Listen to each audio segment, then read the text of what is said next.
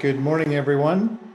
My name is Joseph Mayo, and thank you very much for taking time out of your day to join me for my session, Can Your Reputation Survive the Fourth Industrial Revolution, also known as 4IR.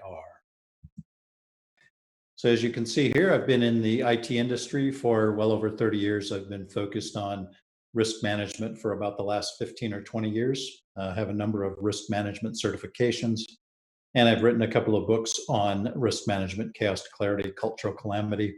If you're interested, those are on Amazon.com. So let's talk a little bit about the evolution of risk management. So in the beginning, there was a lot of chaos in the environment, and then in the 1500s, the idea of probability theory came along, and what that allowed folks to do is to actually control a little bit of the chaos in their personal and their business environments. And then a couple hundred years later, Sir Edmund Halley came up with the idea of actuarial science. And so that allowed people and organizations to reduce even further the level of chaos in their environments.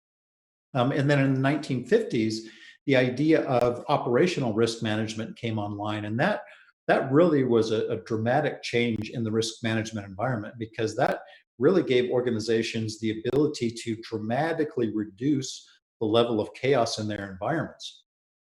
And so then we had this period of risk environment equilibrium, where risk management practices, procedures, tools, and techniques really kept pace with the technology of the day and things that were going on in the environment. And so this equilibrium was really good.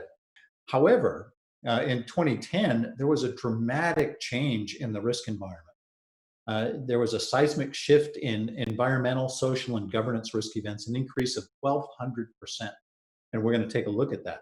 But the key point here is that really was kind of the tipping point for the fourth industrial revolution. And what we have today now is that we have this increasing level of chaos. Seemingly every day it gets more and more chaotic. And that's a characteristic of the fourth industrial revolution. And we need to be prepared for that. We need to think a little bit differently about that.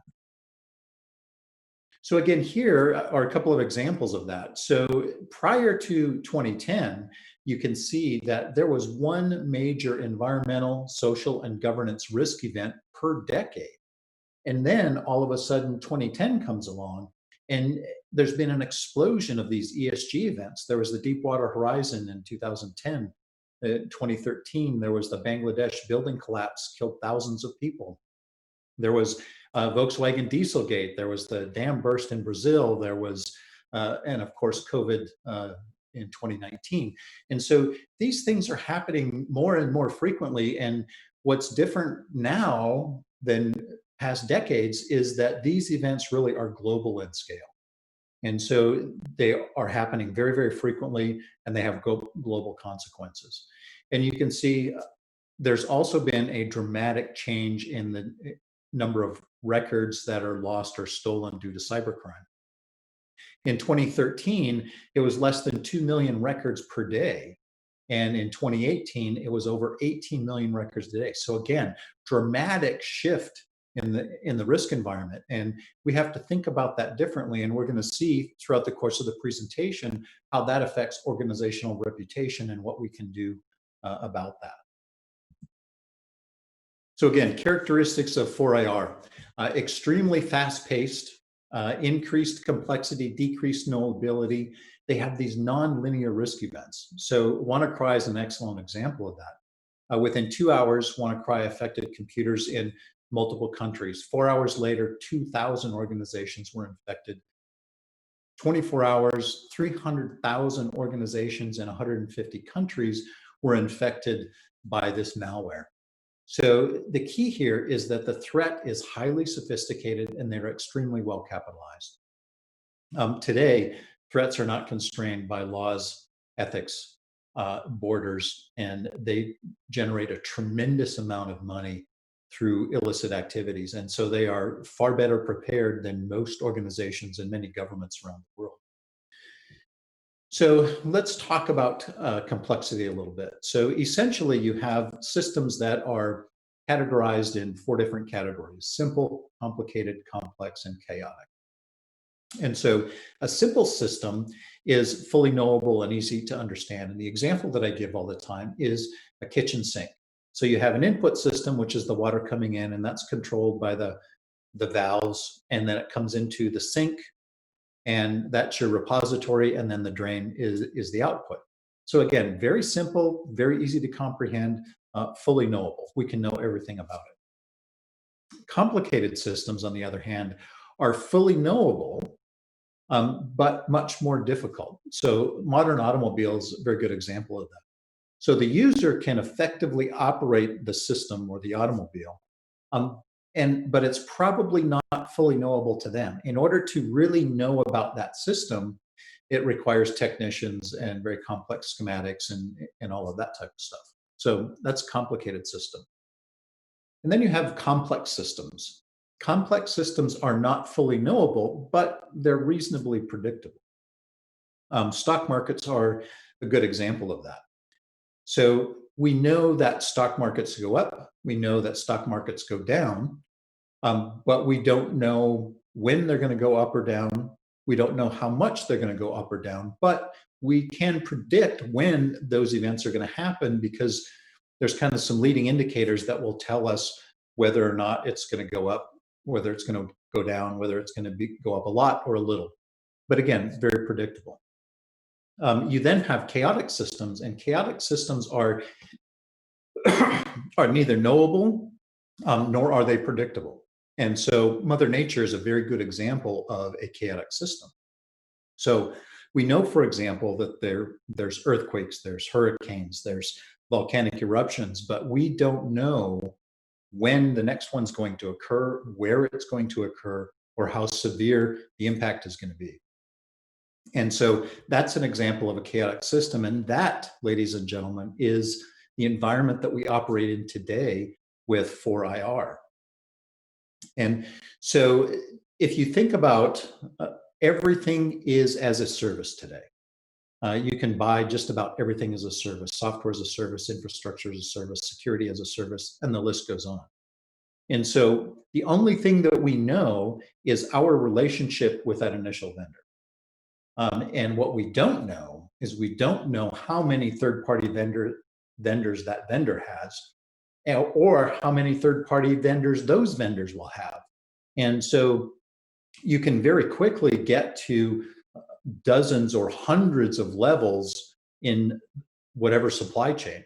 And so again, dramatic decrease in knowability because the only thing we know about is that first line vendor. We don't know anything about what's behind there. So one of the things that I've seen in the last several years is what I've called the risk hurricane. And a risk hurricane is very similar to a natural hurricane. And so you have these stages of hurricanes. You've got a calm before the storm, followed by a tropical disturbance, followed by tropical depression, tropical storm, hurricane aftermath, and recovery. And in the 1930s, there was a gentleman by the name of Lowell Carr. And what he did is he did an anatomy of disasters, and ironically enough, followed a very similar life cycle to a hurricane. So you have this equilibrium, followed by an incubation period. You then have this precipitating event, onset of the event, rescue and salvage, and then renewed equilibrium. And so if we put that in context with risk management, very, very similar life cycle. So in a risk hurricane, you have this calm period. And then you have a disturbance that enters into an organization, launching a new product, drive to enter new markets, significant pressure from senior management to generate more revenue. And so this kind of disturbs things and makes things off kilter, and people start making decisions based on those pressures. And so that's kind of the forming and the storming. And then you have this risk hurricane event, and we're going to look at some examples of that. And then you have aftermath, and then you have recovery. And what we're going to see is that risk hurricanes are devastating to organizations. And we're going to look at several examples that have the recovery period has not yet occurred. They're still in the aftermath years after the event. And so this is the risk hurricane that I coined a couple of years ago. And these are 4 organizational traits: normalized deviance, rejection, risk normalization, and deception. And if you visit riskhurricane.com, you can learn a little bit more about those. So remember, keep in mind these icons. Those are going to come up in a couple of slides. So most people are probably familiar with the Boeing 737 MAX disaster. 2 air crashes, hundreds of people died. And so one of the things that we have found is that a retired Boeing engineer in a testimony to Congress said that safety and quality were taking a second seat to schedule and cost. Boeing was aware of the problem with the MCAS system almost a year before the Lion Air accident. And with months of beginning the 737 deliveries, Boeing engineered identified a software problem with the MCAS software, stating that it did not meet requirements. And so Boeing became laser focused on the product launch of the 737 MAX, and the end result is hundreds of people died in 2 air disasters. And so you can see here these are all examples of risk hurricane symptoms. So this is a broader look at some of the risk hurricane events in the last few years. So you can see General Motors, the incubation period, and this is key, incubation period for General Motors was 14 years. They had 14 years to correct the problem, and they chose not to. The end result is 124 people died, 275 people were seriously injured, billions of dollars in fines and settlements. And the recovery period, 5 years later, is still ongoing. They have not yet recovered from that event. Volkswagen Dieselgate, many people are familiar with that. Incubation period was 9 years, $33 billion in settlements and fines, leadership purge, reputation damage, jail sentences for some of the folks involved. Recovery period, 2 years, still ongoing. And you can see the list goes on. Boeing 737 MAX, 5-year incubation period, 346 people died, a little over a year and a half in recovery, and still not done. And so the key here is that risk hurricane events, again, take years to materialize. And there are risk hurricane symptoms that organizations can see and do something about. Unfortunately, many organizations choose not to. And so, again, the point here is that the risk hurricane events take a long time to materialize, but the recovery period is as long, maybe longer in some cases. So how do we avoid that? So one of the things that many organizations do today is they actually have the head of risk in the risk management organization part of the decision-making framework. So it's embedded in the C-suite. And what my recommendation is that organizations take that head of risk and the assurance framework, which includes compliance and culture assessments and a number of other things, and you move that out from underneath the C-suite so that they have a direct line to the board. Now, they obviously have to work hand in hand with the C-suite, but the important thing is that they have that direct line to the board. And if you go back to the events on the previous slide, again, years and years to correct those problems, they simply chose not to. And a lot of times that is the C-suite saying, "Oh no, it's not that bad. We can fix it before anything really bad happens." And the unfortunate thing is that is not always the case. And so by taking that head of risk outside of the C-suite, having a direct line to the board, then they can take that information, report it to the board, and then the board can make more effective long-term decisions. And you can see culture assessments, understanding the risk hurricane status is really key to these reputation disasters and 4IR. And again, keeping in mind that in 4IR, the environments are very complex, they're chaotic, incredibly fast-paced. And so you have to have a very nimble organization that can help with that decision-making process. And so this is one of the recommendations that I have about avoiding those governance disasters. So again, how do we avoid 4AR disasters? Really have to audit organizational culture. And that really goes back to the risk hurricane. There are a number of organizational traits and characteristics that are readily visible, and we simply have to do something about it. But in order to do something about it, it has to be elevated to a level where organizations can make decisions about it. And executives in the C-suite are typically incented to generate revenue. And so one of the things that we have to do is we have to start to focus on safety, risk, reputation risk. I would strongly urge organizations to define a separate governance model for product or service launches. If you go back to the risk hurricane slide, many of the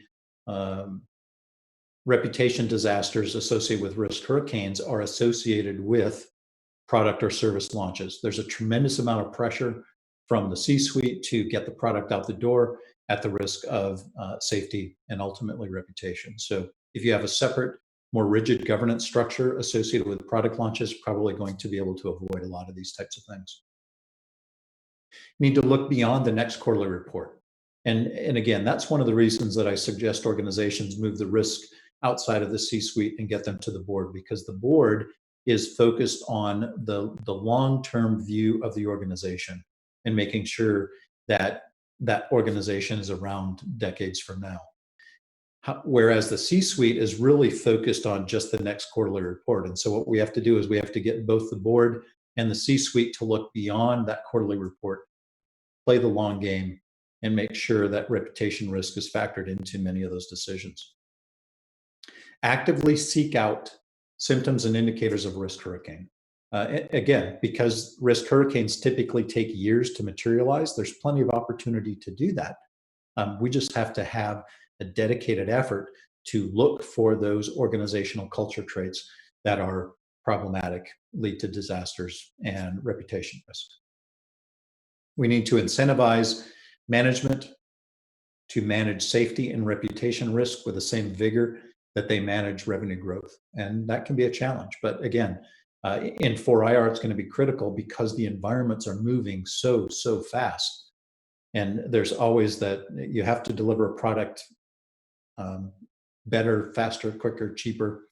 And we have to now start to include safety and reputation risk, because the recovery period associated with these risk hurricane and reputation risk events is significant. And when it takes years to recover from that, that's devastating to an organization. When we're looking at culture assessments internal to the organization, it can be done internally, there's no question. But one of the things that I've seen is that they're far more effective when they're done by third parties.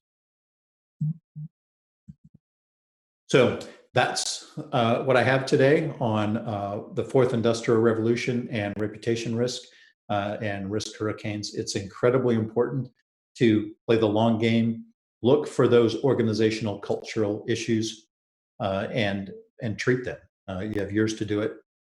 Thank you very much and have a great day.